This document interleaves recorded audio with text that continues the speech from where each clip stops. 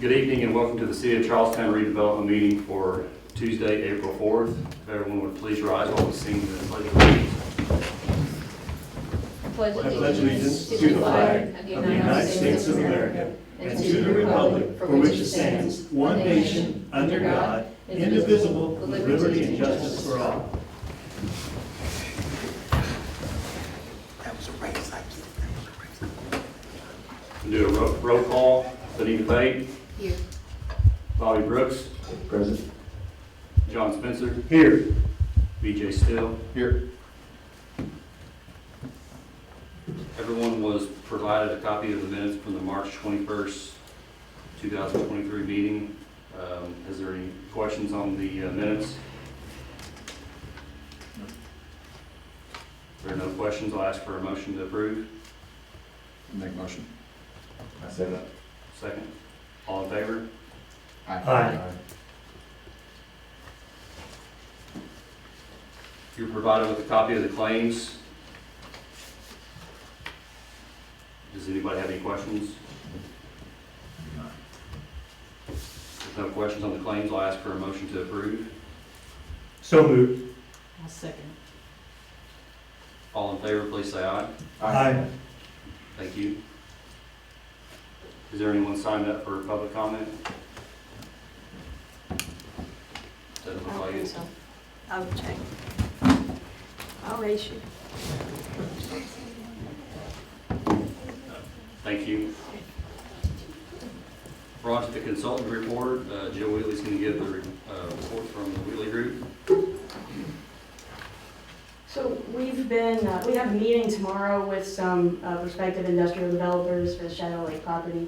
And we've had a few meetings with prospective developers, so I can give a better report on that next month. We've also discussed different development opportunities and incentives with several potential new business perspectives as well. The facade program, in the last meeting, it was 2 meetings ago, you approved a facade for the Thomas Downs House. We have, I think, distributed about 3 applications since then to people. So we'll follow up with them and see where they are with that if they have any questions. So that program still seems to be getting some interest. As far as the fire pump out at the industrial park, so there was a test that was scheduled for today, but that's been postponed. Hannah Michael Klein, who you've engaged to help with some potential solutions for the issues there, has received all the readings that they need from Indiana American Water, so they're working on that. And I would hope that we had talked several meetings ago about possibly having an executive session to discuss those options, and I think in the next 30 days or so we ought to be able to do that. Talk about the postponement though, because I believe it has to do with the pump that is not completely repaired and installed. It has been now. The pump has been installed, and we'll see So the why did Indiana American asked that we postpone the test. Okay. So that's why it was postponed for today. Do you mind me asking, did they give you a reason for that? No. Okay.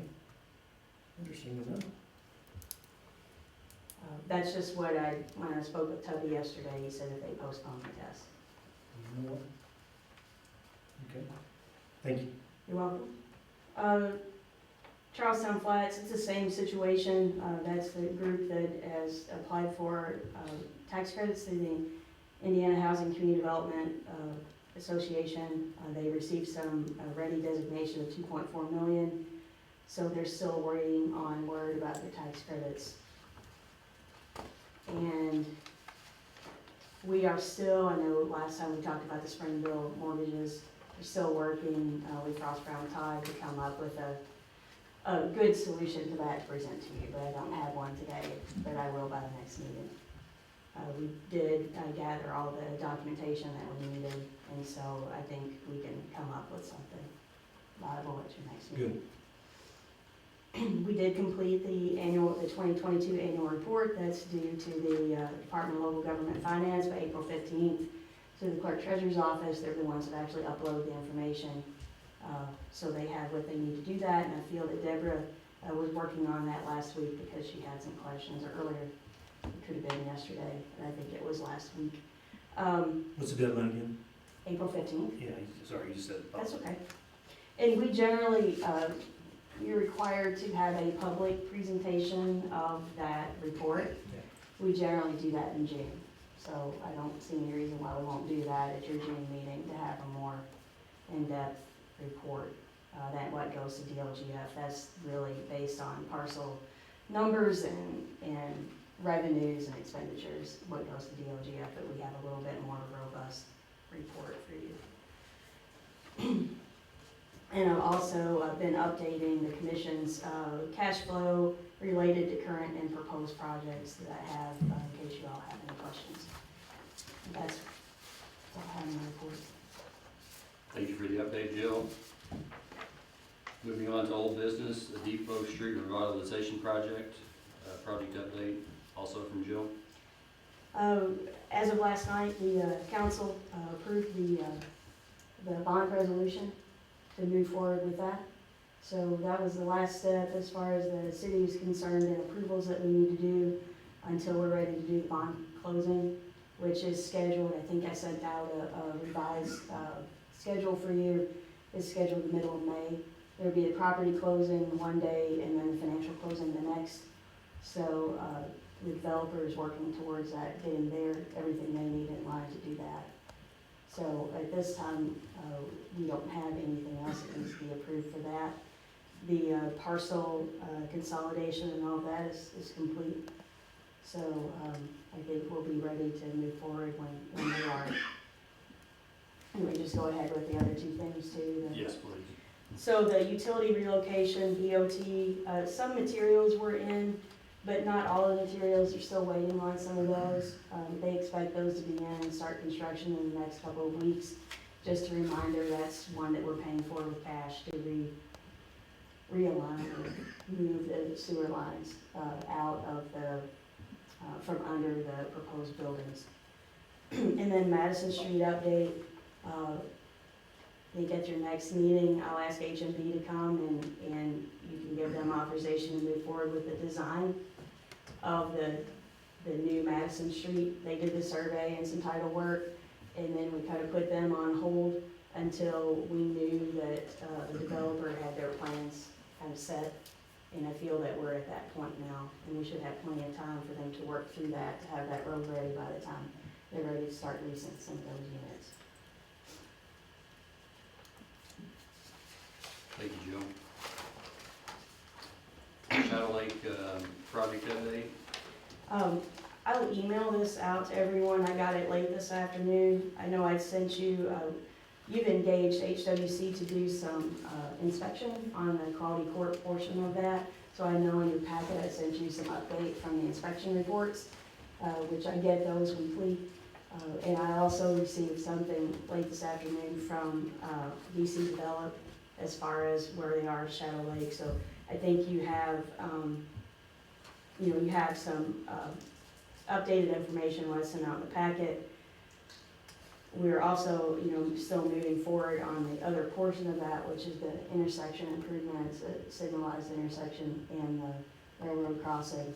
And recently, CSX sent something out, more of an agreement of sorts, so that they can start doing what they need to do regarding the rail crossing there. So I think we're moving forward with that. So I will email this. This update also has where they are with their legacy complex, and that they're working on the walls in the office building, and they continue to progress on the shop portion, which I think was the one that was further along. Yeah, you can When see Josh it came clearly when last you time. come to the road, yeah. So that's all I have for that. Thank you for those updates. Did you cover both those, the BOT? No, the Shadow Lake Park, I didn't. That's great. That's separate, and I'm not sure if the mayor has anything else to add, but I know that they're still working on those, high-level schematic designs with the committee that was formed to look at what they could actually, place out there. Something I did forget to mention, apologize on the Shadow Lake, but it also has to do potentially with the park. is that we discussed in a previous meeting about where there's gonna be an additional substation, electric substation that we're gonna need as that area builds out. I think there's capacity to serve what will be there now, but for future development, we need a new electric substation. And we talked about that actually being on the park property, but there have been a lot of other conversations that have happened, and it's shifted to different places. And so right now, there may be some that is on the Shadow Lake portion of that, not the park, but it may bleed over into the park. So hopefully when they get that all worked out as to what will work and where it needs to be, then we can have an update before the commission and present that to you. And since the commission owns the Shadow Lake Park, you may have to either deed that piece over or do an easement. So just wanted to put that back on the radar screen. We haven't talked about that for a couple of meetings, but it's Well, been Josh in flux. mentioned it, he did mention it last Yeah. time, I believe, he mentioned the work. But we just don't, Yeah. they moved it in several places, but, or proposed it in several places so that it wasn't right out in front of everything. Yeah. But, so, And Mrs. Clanton agreed to all that, she understood that part, and that was fluid, yeah, okay. yes, she did. Yeah, I was pretty sure that was the case.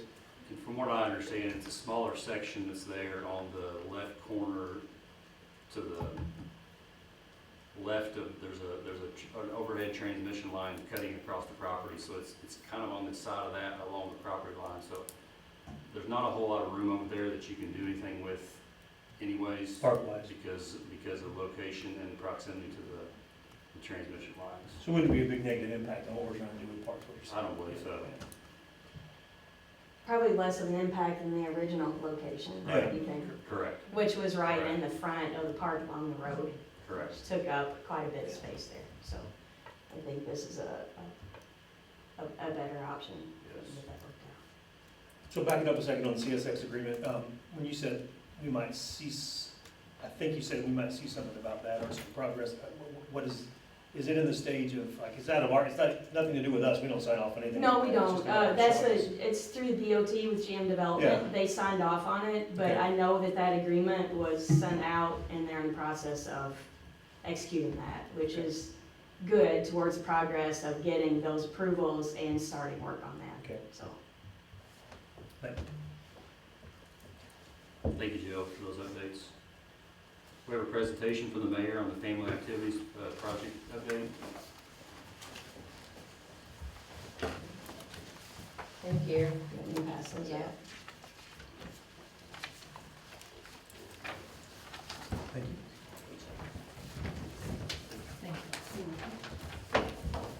Go home, Michael. Good evening, everyone. You went right down to the front, didn't you? Don't do that. Good evening, everyone. I promised that I would come back with some more comprehensive review of the proposed depot hangout addition to the Family Activity Center. And that's what I have for you tonight, along with the request for action. So, memo summarizes what we've done. Basically, to remind you, last time we were together, I presented you with the plan designs that had been completed by HWC, which you had authorized previously in another meeting.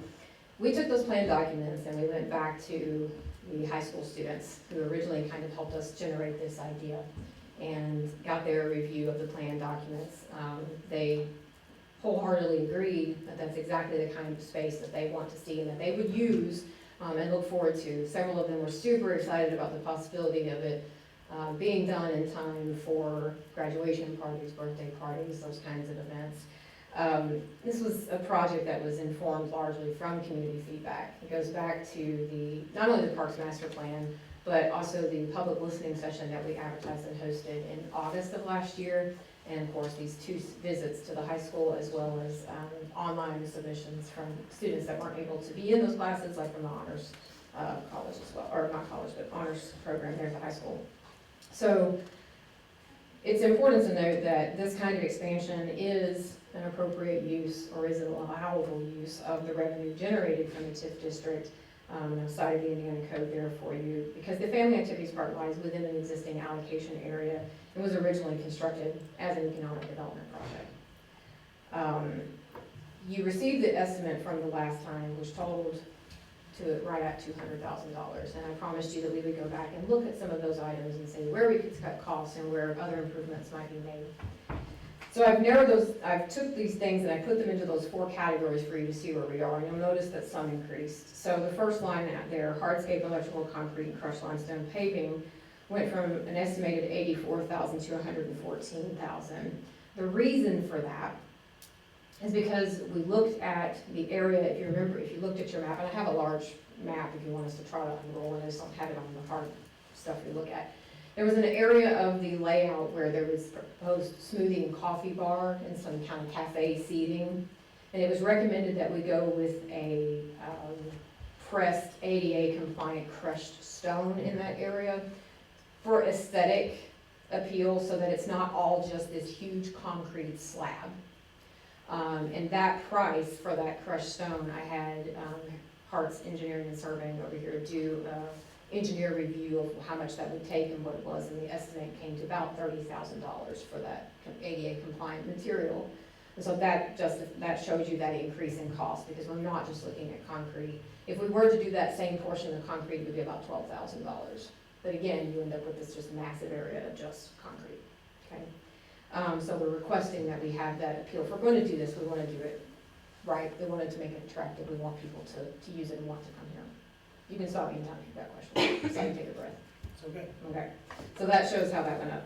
The furnishing gains and city purchased items actually went down. Their estimate was $41,000, and our parks team went line by line on all these items and actually went to some of the vendors that we already use and have accounts with. Multiple vendors, you know, looking at different ones for cost estimates, and that actually comes down to $33,000. The landscape and ADA compliant artificial turf, so that goes up substantially from the $14,000 to $61,000. The biggest cost there is artificial turf. So in the areas where the lawn was proposed, those 3 areas, the one in front of the stage and the 2 off to the side of the smoothie bar where we had this lawnscape where the games would be played, we actually would rather the commission considered using artificial turf. And so we reached out to a company here in Charlestown, Forever Lawn, to get a quote on that, and we made sure that it was ADA compliant. The reason is that not all turf is ADA compliant. There is actually a problem with static on the turf. So if you use a hearing assisted device and you walk out onto turf that is not properly protected, it creates a substantial amount of feedback and discomfort for a person who uses a hearing aid or hearing assisted device. So we had them price out the ADA compliant turf. It does come with a 15-year warranty, and so the cost savings there would come in not having to constantly replace the sod as it gets trampled down by games. It's gonna last, and so that's that cost increase you see there. And then we priced out the structures like the gazebo huts, the swings, and the signage, and that comes right in at where we thought it would at the $34,900. So the total that you see before you is $244,000. I did want to speak a little bit of the extra work that they've kind of gone into doing this. They looked at this equipment at a 2-year, 5-year, 15-year, 20-year replacement cost, so that they know exactly which pieces of equipment, you know, the air chairs that might go out within 5 years, certain other things that have a life expectancy of 2, so that they kind of have an idea, estimate-wise, as they're moving forward into this, how do we sustain this for a long term? This isn't just something we want to build and not be able to support. I also had our Parks Director look at salaries. Obviously, this is a larger area, so we need to hire more seasonal staff to staff this area, and we know we want to hire adults. This is an area that, since it's targeting teens, we do not want people of the same age supervising each other in this space. And so she did the cost comparison for the salaries. We looked at the last 3 years of salaries in the Parks Department, and typically there's a savings there between 30 and 50% where what's allocated we don't end up using.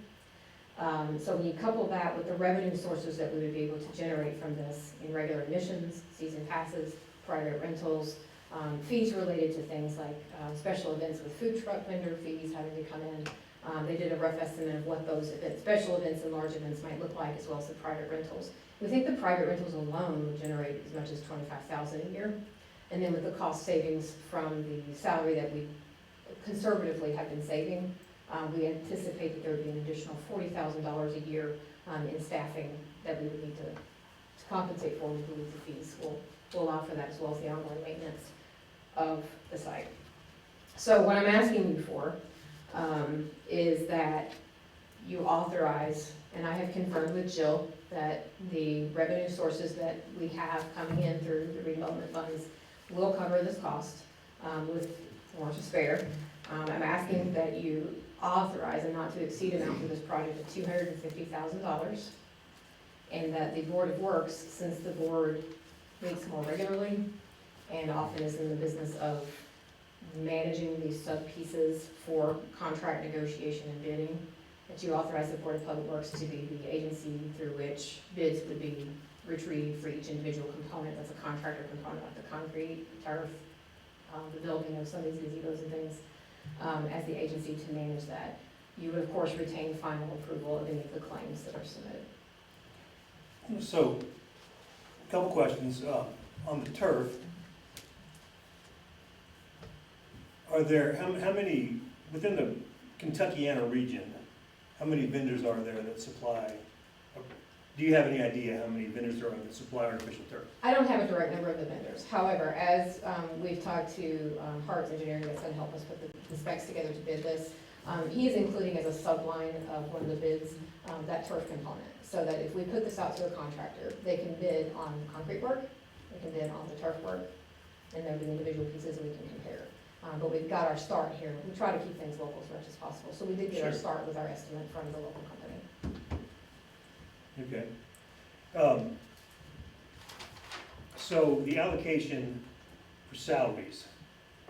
So you, if I understood you correctly, and please, I may not have, you're saying that 3-year history, is that what you said? So we typically, the budgeting process allocates about 40% more than we use. It's sometimes difficult with seasonal employees, so we have a little bit of give, we have quite a bit of give there, because a lot of this depends on the weather. Sure. And so, hiring seasonal employees, most of our work is done during the summer, and if we have a particularly rainy summer and the Family Activities Park has to close more often, you're gonna have that residual savings, which is why I give you that 30 to 50, because after the first year, we had actually reduced the total amount that we were budgeting for that, and we were still saving about 30%. So the first year we saved over 50%. And so we knew we had to cut that budget a little, and we did. But the good news is that we can comfortably go back up to that number and cover the cost of what we anticipate for this staffing.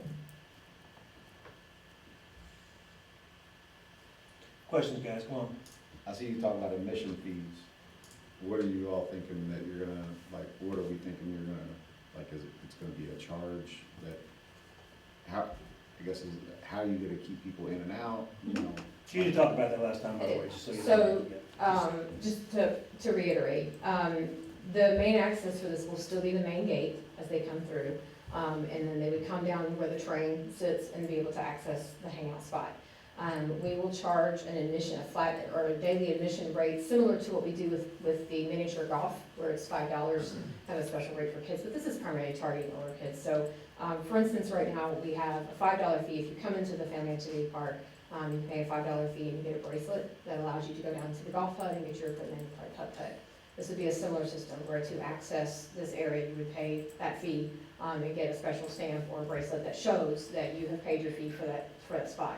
But one of the recommendations from the students at the high school was that, hey, if you build this, we want to be there more, and I don't carry cash, and I don't want to be showing up every day trying to find a $5 bill to pay, so could we get a season pass?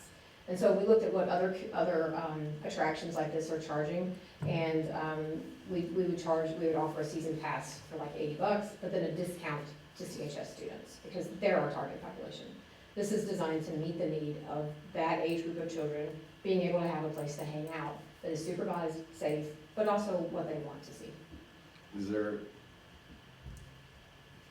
because I look at it too, like the same way, like, you know, it's kind of, it really would be kind of spontaneous when people would go there, I would think. Like, what would it do to revenue if there wasn't a fee? We've built in a little bit of padding for that. That's the same thing we experience with the Family Activity Park as a whole, based on weather delays or those kinds of things. And so it's a model that we're used to following, which is why we have that float room in things like the salaries and concessions items and things like that. Okay. I was just thinking, like, I would think more would hang out if there wasn't a charge? Like, what are they paying? Like in family activities park, okay, they're in the splash pad area, they're roller skating, whatever. Like, what would they pay for to do their? So they're paying for the yard games, they're paying for access, to the yard games. They can also, some of the private rentals would include renting individual cabanas for half day or whole day, which is something like Holiday World and those other places that our staff modeled do. That way they can kind of claim that space for the whole day and hang out, have parties or whatever. And so what they're paying to access is the equipment charges. So there's also going to be a screen where they could screen a movie and those kinds of things. So these individual pieces would have, that's what they'd be accessing with that pay rate. That's why the season passes are so important, because of that spontaneity. The season pass helps cover that spontaneity, so they can just show up at any time, and that's why we're targeting student populations with a discount.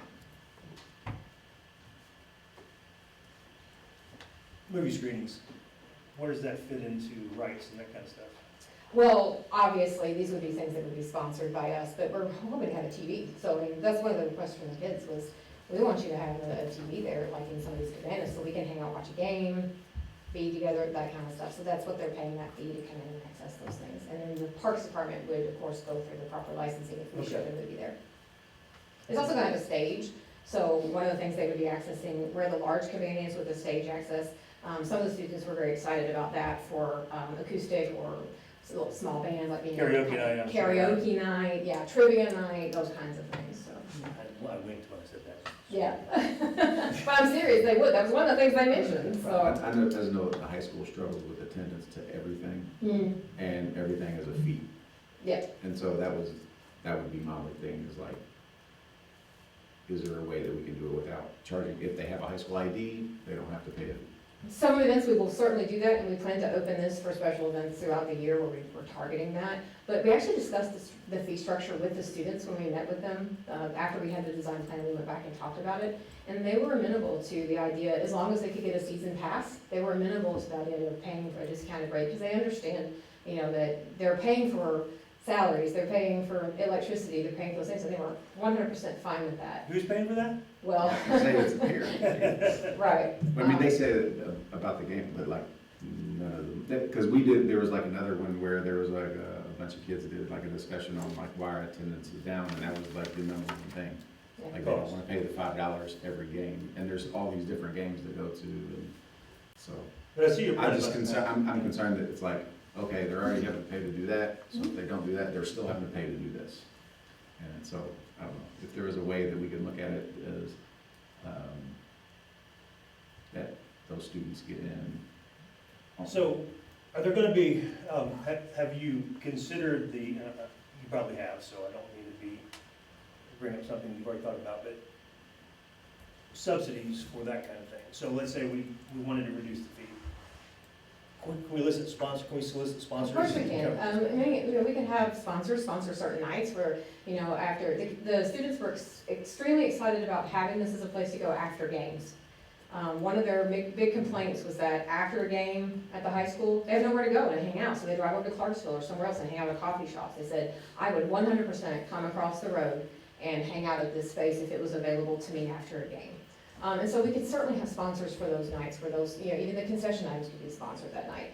And I want to make sure that you understand that when I'm asking for $250,000 not to exceed, I'm in the business of saving money.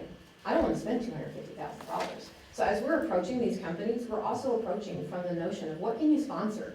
If you would like to have your name on one of these features or at the entry to this facility, what discount can you provide? What are you willing to cover and sponsor in that way? So I'm optimistic that we will not have to spend that much because we're looking at those opportunities. And so far, the folks that we've talked to are very excited about this concept because there's nothing like it in our area right now. No, I think it's good. Yeah. As long as there's a way we could work it to get them Yes. free, like, just like a normal park. Understand? Yep. Somebody jump, go ahead. The mention of the primary audience being the students. Mhm. Regarding law enforcement presence, have Charlestown PD been on board with, say, over supervising, but at least having some presence there with, the little ones being? Yeah, we really don't have a problem at the FAP where we have to have law enforcement presence. However, I will say that our student resource officers, our SROs, are incredibly good. And I think that overall, our police officers have a fantastic relationship with our youth in the community. So I would anticipate there would be some nights, I mean, they use this facility for their National Night Out when they have a National Night Out, and it floods with people. So there are times where the entire community will be able to access all of the FAP and engage. It's Christmas, all these types of events we do, this will only enhance those events. But we will staff this with people who are over the age of 18. This will not be staffed with 15-year-olds who are supervising 15-year-olds. And we will have adult managers over the age of 21 on presence at all times. So then, is there like times that would be like age restricted? Yes, we did, that was a special request from the students at the high school, it was like, hey, I don't want to be hanging out and have somebody's 4-year-old run through and, and so we did talk about having certain hours where it would be age restricted. Also, one of the ideas from the students that we think is a fantastic idea is an age limit at times. So we're not looking at a facility here where, somebody who graduated a couple of years ago and a 25-year-old is coming back to hang out with middle schoolers, right? So, I mean, there. And we know that's, we know Yeah. there's a reality there. Right, so we're very aware of those things. Would there be like different rental fees for the different facilities? or- Yes, so the cabanas range in size. There are 4 small cabanas, and then there are 2 of the larger cabanas. And so depending on if somebody wanted to claim that space for an entire time and have it only used for them, for those things, there would be different rates for that. And that's consistent with what we're seeing with other parks that do cabana rentals. They compared this with cabana rentals at Holiday World and at, what's the other one? Kentucky Kingdom? Kentucky Kingdom, thank you. Is that what it's called? Yeah, yeah. So, that's a good point, I came back to this question, so what comparison, and if you mentioned this before, I apologize, because I may have forgotten. In the tri-state area, Mhm. Indiana, Ohio, Kentucky, have you found similar situations? There is a somewhat of a similar park north. It's in one of those Fisher's Carmel areas. I can't Yeah, remember. of course, Yeah. where all the money is. Right. So there's one up there we looked at, but also we even reached out to Union Game Yard, which is kind of the Yeah. model that the students chose to kind of use as their case. And even they have a minimum purchase to be able to come in and use their space. You can't just come in and play in Union Game Yard without spending some money. That's right. Yeah. Yeah, and so, But But we will not be that's serving a alcohol, private obviously, business. at this park. no, I was specifically talking about Business. places that are Correct. Mhm. catering to this crowd. But in our area for parks in the city, no, nothing like this. Calendar, so, Mhm. I mean, I get it that you've been working on this for a while, like you said, August was kind of when you started doing some Mhm. things. So I'm not suggesting it's spur of the moment, but you did mention trying to have this available by the end of the school year? So the calendar, the timeline that we looked at this, was that if we get approval tonight, to move forward with the project, the schematics are ready to go by the end of the week to begin bidding out the individual pieces of this component pieces. Our target date for opening, is Founders Week, because the Friday night of Founders Week, which is June 23rd, we have, the family night at the Family Activity Park. We would like to open it up that evening to be able to, for the community to see the space and be in the space. But we're smart and we know that delays happen. And so, barring that with weather delays or any other delays that might happen, we also look at the Back to School Bash, which is July 15th as a potential opening date. Because again, it's open to the community and people are there for it. And then because we're super cautious and super smart, we thought that if that doesn't work, then Labor Day weekend is kind of the last weekend of the splash pad being open. And so we thought it would be a good transition if we can't open until then, to be able to have that last weekend where we open this and close down the splash pad, where remains open. And skating remains open, putt-putt remains open as people want to use it on weekends. And moving into the Christmas season, this will be open during Christmas. So we have a contingency plan for that Good. schedule. So, because the quality of the work Yes, supersedes everything else. absolutely. And as we receive the bids back, that would be part of the question is what is a realistic time frame for you being able to do this? I will make a comment to something you said about the sponsorships, specifically when you said Founders Week. Yes, I noticed that as I was walking around last year in Founders Week, I heard a lot of sponsors being read off during that time. I do think there would be a lot of sponsors that would love to be a part of something like this. The work that we have done so far in getting some very rough estimates about what, in the feel for this, we haven't just talked to community members, I mean, it's community-led, but we haven't just talked to community, we've talked to businesses in the area. We actually already have a business that has expressed interest in phase 2, where we get to the sand, volleyball, and beach area that was proposed, and 100% sponsorship of that.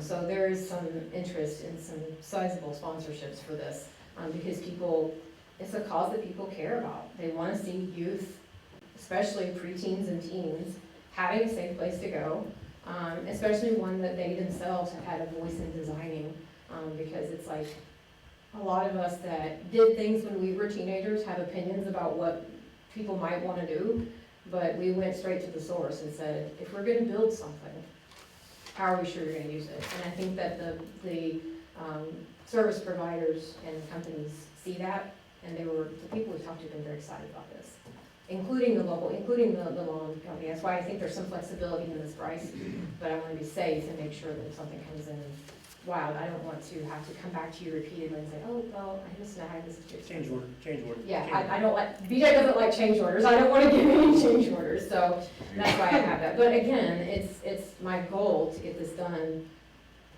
professionally, top quality, but at a reasonable cost. I think it's a good investment. I wouldn't be asking if I didn't. I think it's a good investment. And go back to make sure they use it, I think the fee thing. And I 100% agree with you on that, and I want to try that. I think that we can find a way to do that. I think the sponsorships for events and nights is a wonderful idea. To get sponsors on board for game night, after games, prep rallies, those kind, or tailgating, right across from the school. I think that will be a very popular. I appreciate you giving me that, because I think it will take off. People and companies really want to rally and support this community. So I don't think money is gonna be a problem as far as sponsorships Right. and people renting it out. absolutely. Absolutely charge Yep, and do all that. Yep. I'm just saying for the everyday use. Yep.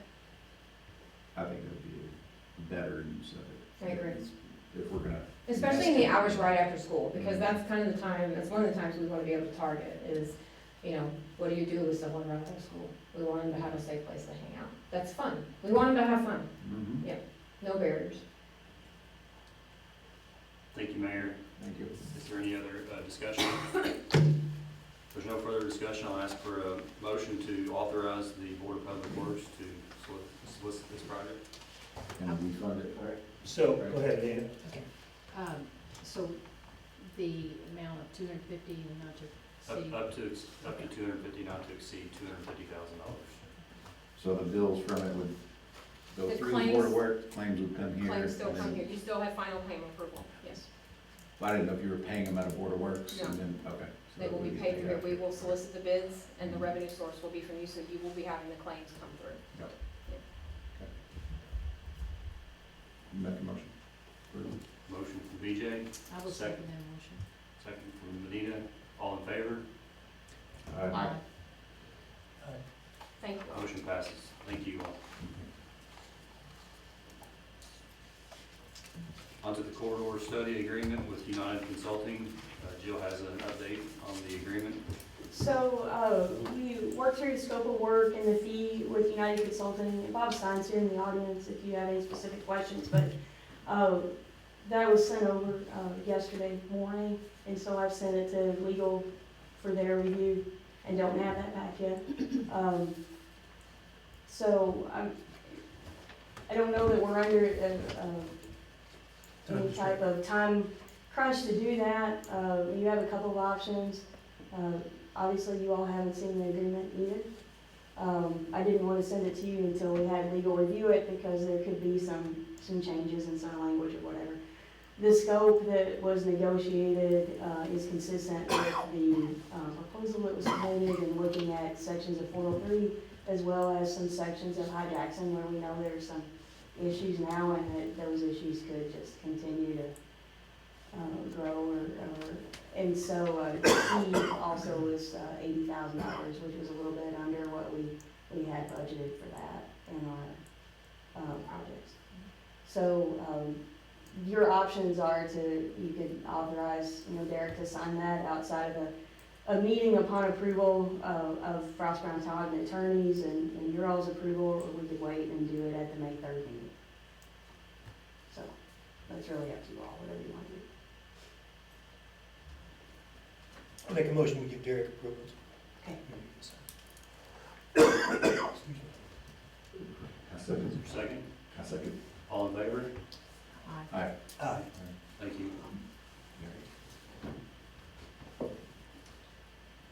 right, moving on to new business, Jill's gonna give us an update on a project that has come up at Greenway Park near the gazebo.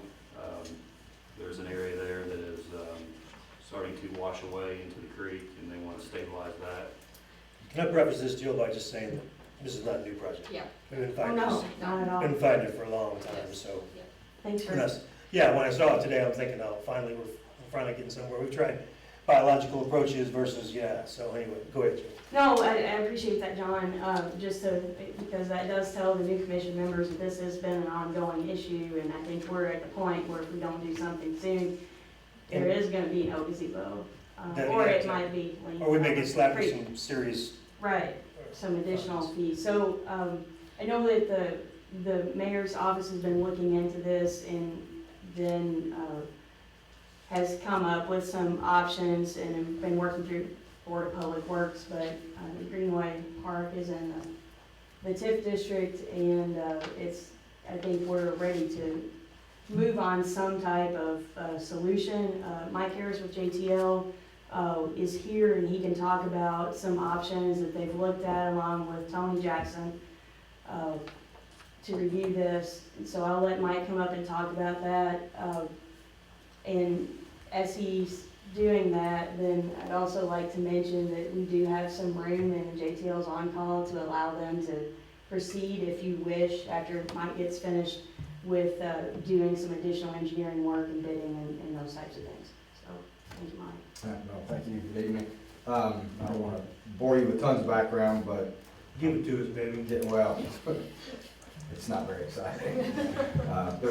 There's a giant washout behind the gazebo in Greenway Park, that's the background, it's starting to encroach. There's an electric panel that it's really close to, and it's probably within 10 feet of the gazebo. So we went out with Tony, looked at it, came up, did you all have the? We do. Yeah, okay. So there were 4 different options that we did a preliminary look at. First one is just a plain concrete wall. The pictures at the bottom are just examples from other locations. The second one was a live wall or living wall, so a combination of rocks and specific plant material. The third one was the large block wall, so that's a picture from down in the riverfront in Jeffersonville. Those are really large blocks that go in there. And then a modular block wall that I'm sure you've seen in many locations. On yours, Yeah, along the interstate. One of the main reasons for, so what the mayor and Tony were in favor of and the board was the live wall option. And partly, and I think it looks better, but partly permitting issues with IDEM and DNR. There have been some major issues with trying to permit non-live walls along waterways. So it fits in nicely. It fits in with the permitting efforts. So that was the preferred option. And then we have put together a scope of work that includes all of the surveying and engineering design, put the plans together, permits from IDEM, Corps of Engineers, DNR, and then the bid package and assist with getting bids in for that. The total fee was $27,500. I believe the on-call is 30 total, so it fits under there.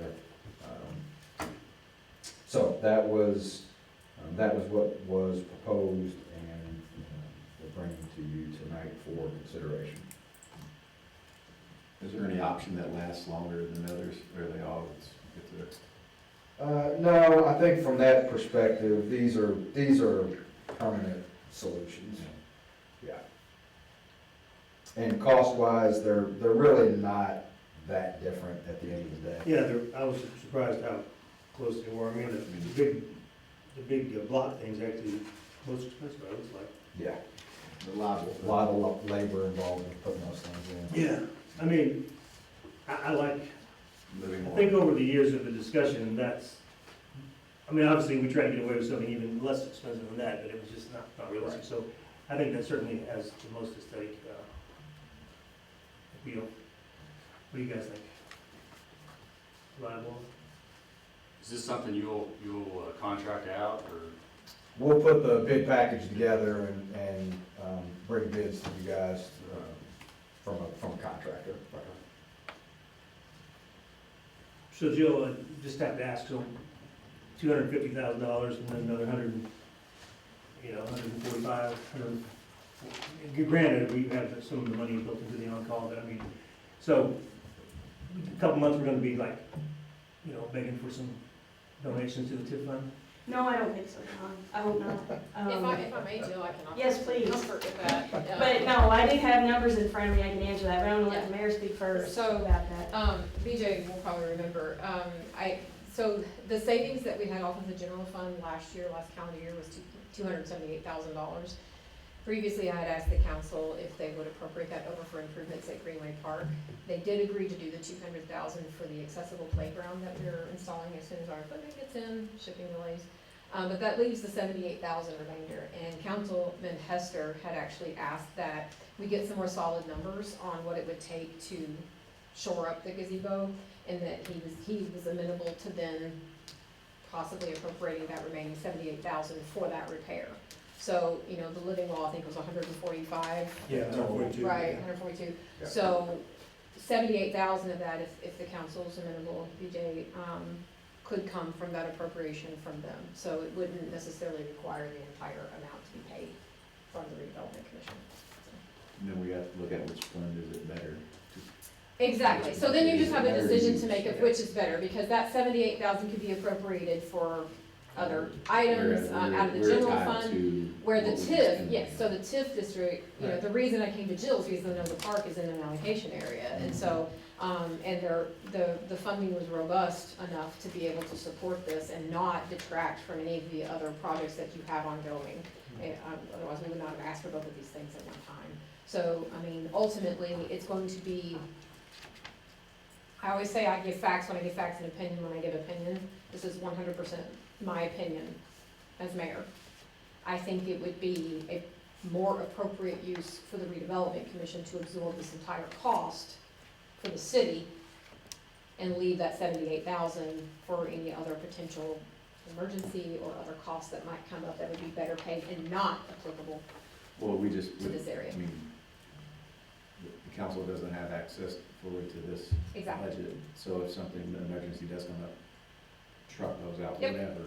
Yep. We can't pull from these Yeah. funds. Right. We Well, have to pay it. We'd be So, better to spend It's it. there, it's an option, I wanna be open about that, but, I think for the smooth operation of our overall enterprise here, that it would, since this does fall into an allocation area, it would be easier to absorb this cost through the redevelopment commission, and leave that money for possible appropriation to another cause out of general fund.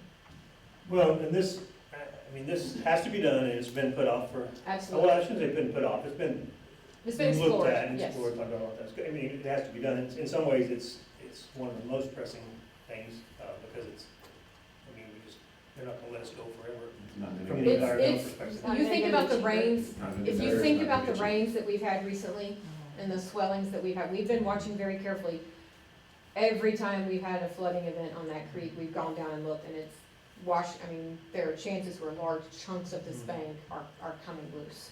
And like Mike mentioned, the electrical panel is now within less than 2 feet from falling into it. Does this have to do anything for the electric? I mean, is it at a point where it has to be repositioned or anything? Tony Jackson, I gave him some of that. Yeah, no, right. So Tony Jackson has already said that he will go ahead and move that electrical panel, because that's a relatively easy move. That's not gonna be part of the $142,000. So he's actually got that slated to go ahead and have that shut, move it to a safer location, so that part will be covered, because it's more emergent than even the gazebo, although the gazebo is emergent. So following the approval, timeline, Probably 60 days to get permits, and there's, your all's guess is as good as mine. These projects will get approved, well, going through the Corps of Engineers, and it could be a little delay with permits. But we'll get it out quick, hoping to get this thing ready to bid to construct later this year. That would be the intention. Could you explain why it has to go through the Corps permitting Um, process? Yeah, a lot of people don't. Oh, yeah, so, I'm gonna make sure, list the. Because they said so. Because Well, they that's said usually so, the that's, answer, well, that's, John, but yeah, that's about right.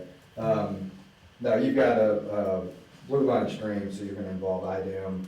There's gonna be a 401 from IDEM, Corps of Engineers, 404, and there's also DNR construction and a floodway. So all three agencies, because that's a blue line stream there. So unfortunately. Well, I make a motion to move forward with this on the live option, so option number 2. And just to make sure, well, we'll do that discussion, but, so I make that motion. I'll second that motion. Is there any further discussion? Just want to make sure I understand the financing, so out of yes, this, to answer your question, do it.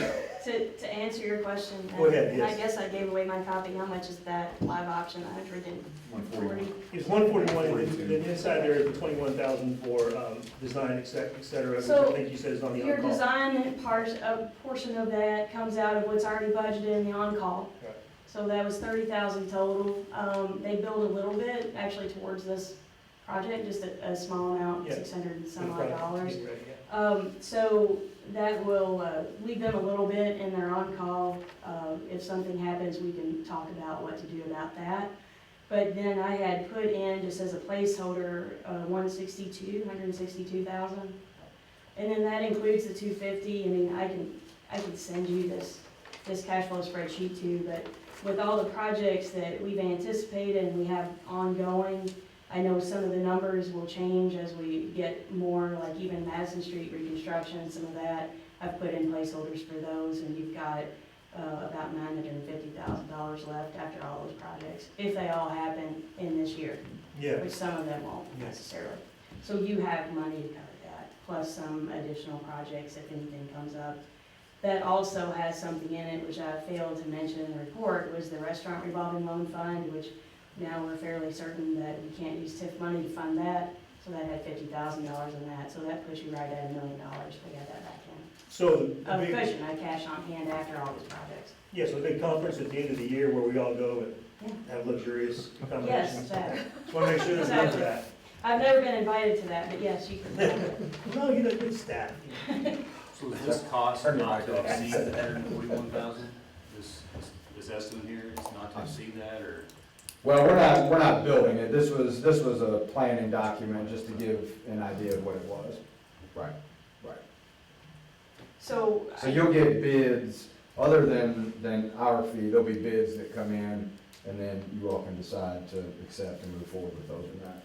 So back to your question, I've put in, at least the cash flow analysis, $162,000. Which I think was some type of average of all four of these together, just to give you a little bit of cushion. We've got a little bit of cushion in case they come in high or something, then we can deal with that. I can give you numbers once those come in. And then will the Board of Public Works still be the administrative, no, it'll come straight through us. It'll come. So it's on the table, right? Yep. Yes. All in favor to approve, please say aye. Aye. Motion passes. Thank you. Thank Thank you, you, guys. appreciate the Yes, explanation. yes, absolutely. Good job on the court, letting us know what the court's on. Last thing on the agenda is announce our next meeting, May 3rd, at 6 PM. It's the day after election, right? And that is a Wednesday, Yeah. just It's the day after because election. the primary election's on Tuesday. Thank you for that. There's no further discussion. I'll ask for a motion to adjourn. So moved. Okay. I got you, buddy. I got you. Thank you. All in favor? Aye. Aye. Aye. Please don't forget to sign the claims.